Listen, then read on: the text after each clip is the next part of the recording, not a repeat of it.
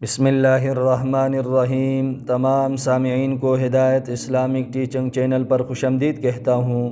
آج کے اس ویڈیو میں آپ کو بتاؤں گا وہ چیزیں جنہوں نے ماں کے پیٹ کی مشقت کو نہیں جھیلا کون کون سی ہے۔ اگر آپ کو ہماری ویڈیو پسند آئے تو ضرور اس چینل کو سبسکرائب کریں اور گھنٹی کے بٹن کو ضرور دبائیں تاکہ آپ کو ہماری ہر نئی آنے والی ویڈیو کے بارے میں معلومات حاصل ہو سکے۔